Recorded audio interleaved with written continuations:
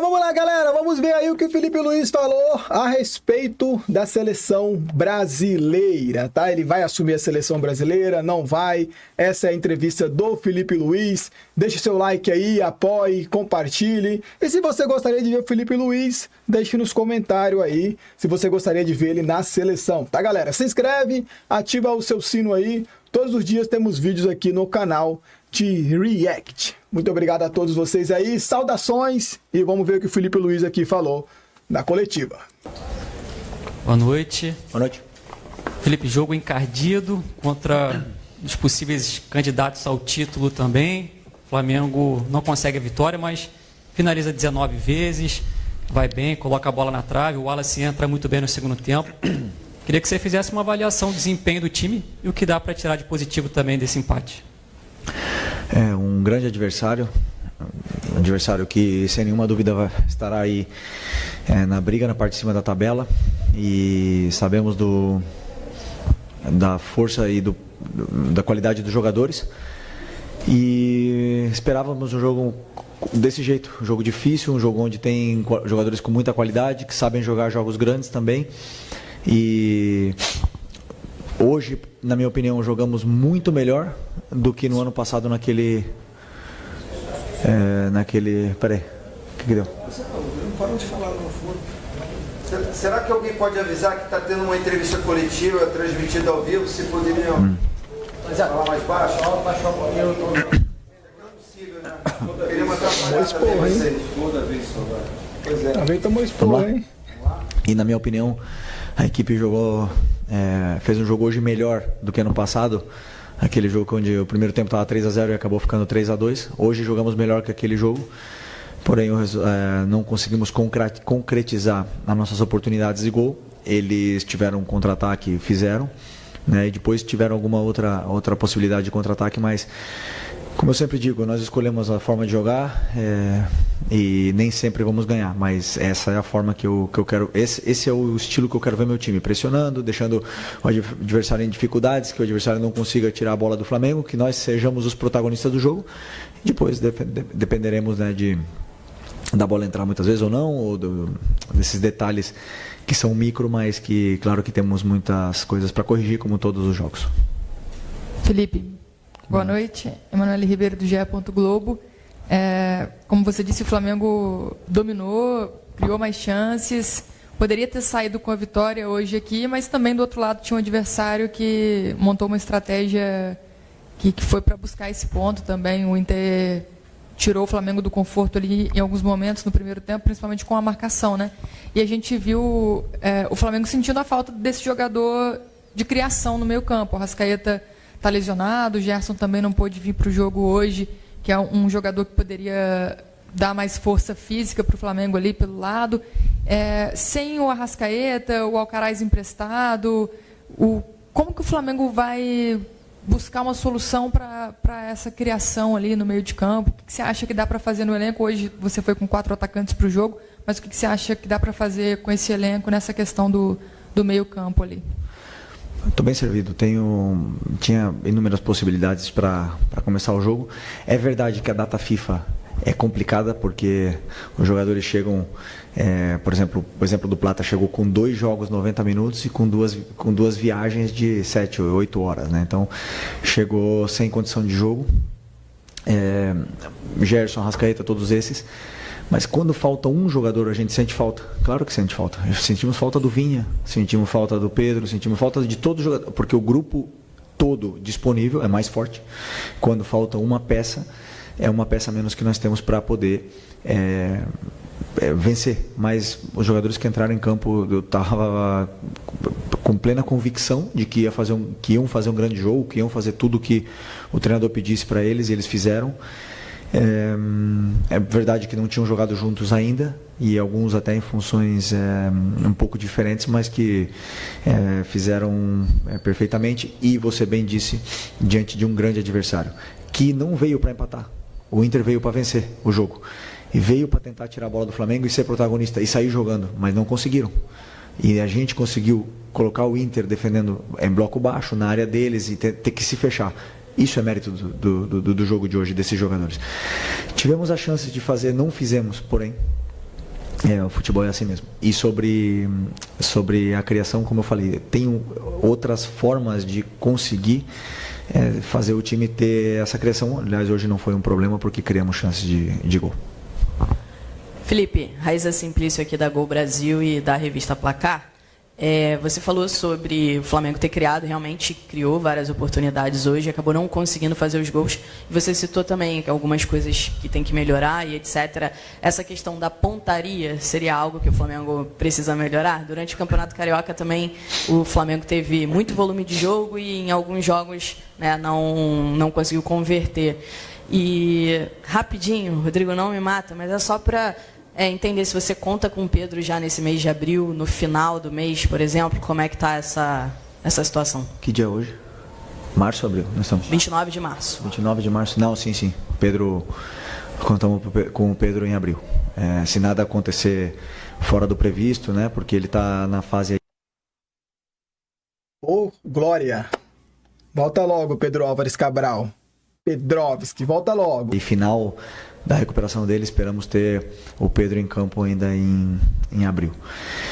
E sobre a pontaria, assim, obviamente que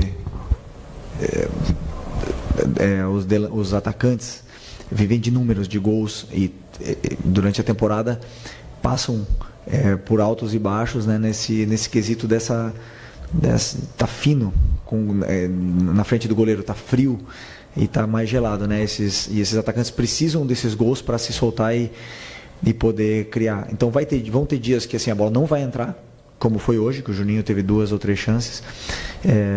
O Wallace também teve 2 chances, se eu não me engano. Não lembro se o Bruno teve alguma, mas eles vão ter chances e vão ter dias que eles vão converter até as mais difíceis e vão ter dias que as fáceis não vão entrar. Isso é totalmente do futebol. E claro que depois os números, cada atacante tem o seu. Tem atacante que acaba o ano com 50 gols e tem atacante que acaba o ano com 12, ou com 10 ou com 5.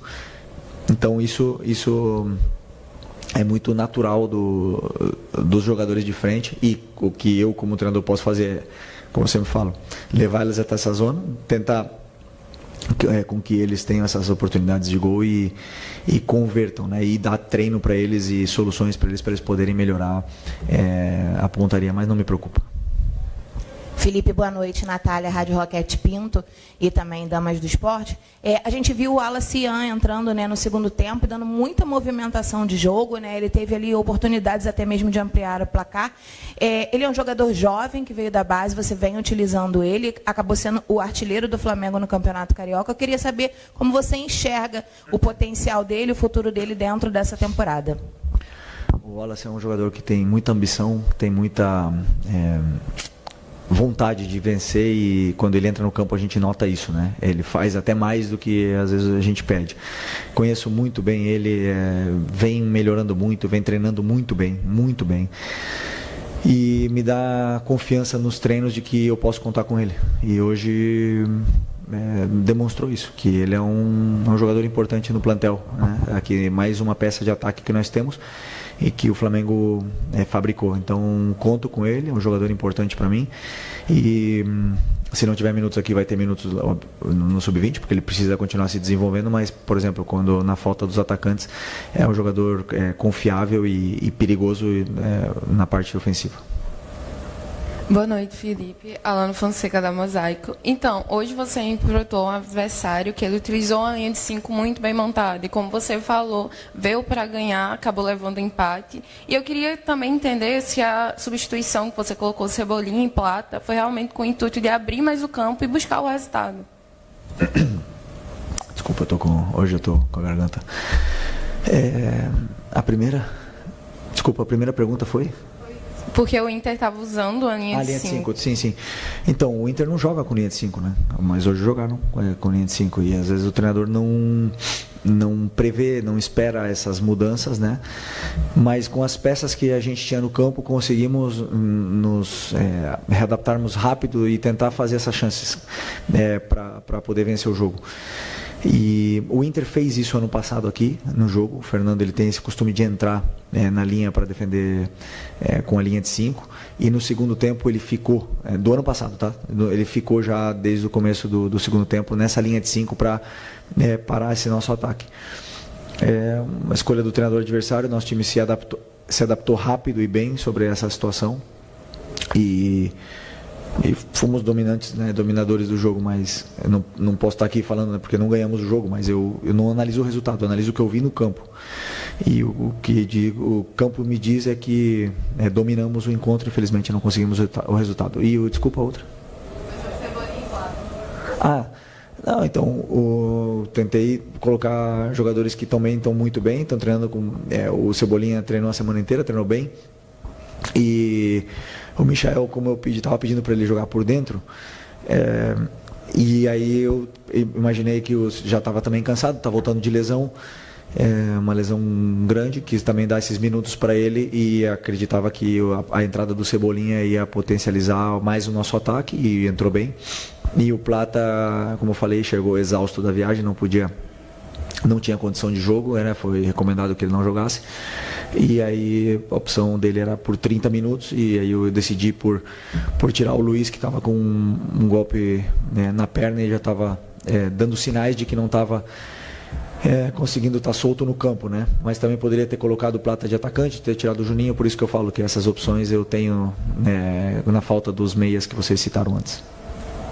Não, mas o intuito foi, claro, foi vencer o jogo. Até a última substituição do Ayrton e deixando o Alex de zagueiro foi pensando em poder atacar pela lateral. Felipe, você me deu um gancho para a pergunta que eu ia fazer em relação ao Alexandro.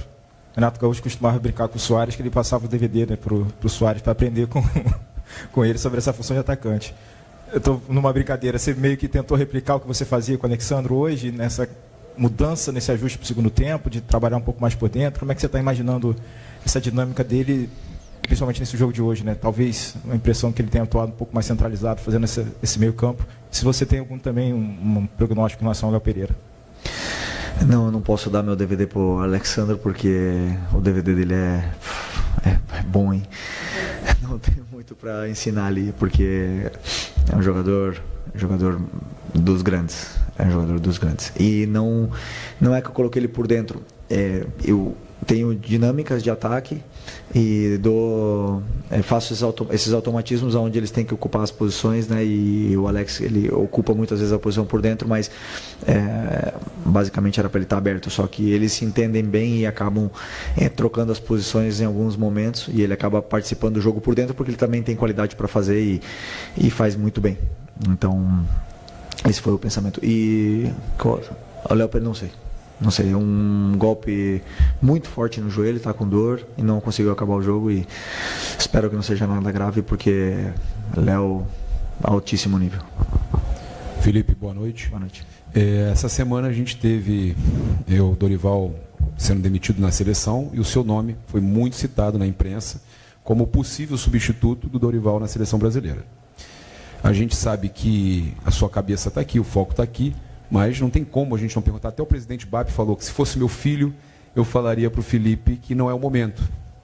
Eu queria saber a sua opinião, como é que foi ter que lidar com isso essa semana, acompanhar essas notícias, como é que você está acompanhando tudo isso, né? Como é que, a gente sabe que você está focado aqui, mas comentar como é que foi a sua semana.